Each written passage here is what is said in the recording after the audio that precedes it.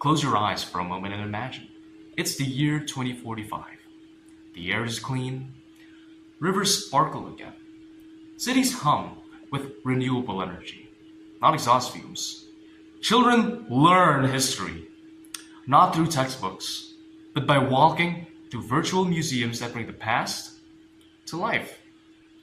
And the phrase climate crisis exists only in history lessons as a warning of what humanity overcame together. That is the world I dream of. A world that is sustainable, educated, and united. My name is Raffles, and this is how I view the world in 20 years. But sadly today, that dream feels distant. According to the United Nations, more than 800 million people still live in hunger. And the World Bank warns that by 2030, up to 100 million people could be pushed into poverty by climate change alone.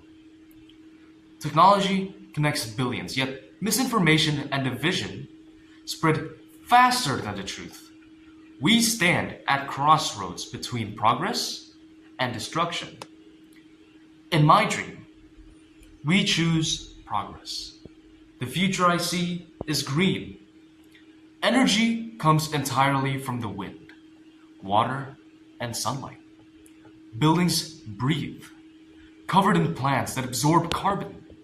Oceans are no longer dumping grounds, but living ecosystems restored by the powers of biotechnology.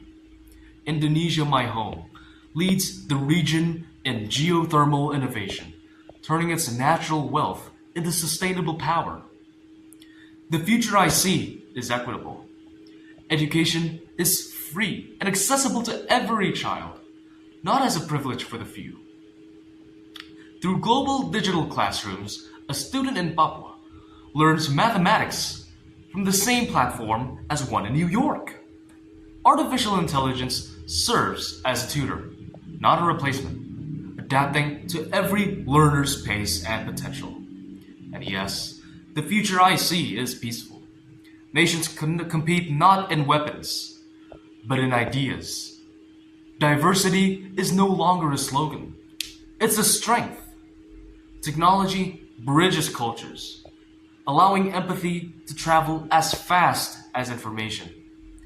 Differences are not erased. They are celebrated. Some may say this vision is naive, but history proves every reality begins as a dream.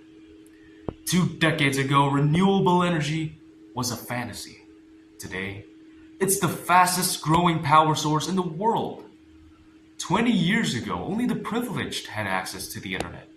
Now today, more than 5 billion people are connected.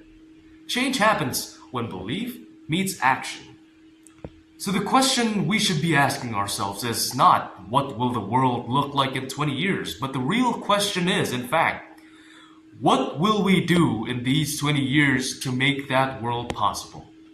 Because ladies and gentlemen, the future is not built by governments or machines alone.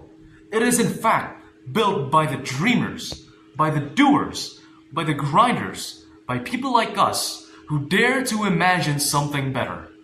And if we begin today with courage, compassion, and conviction, then maybe perhaps when the year 2045 arrives, we won't just be living in the world we dreamed of. We are going to be the proud people to say it. We built it. Ladies and gentlemen, my name is Raffles, and today I thank you for your time.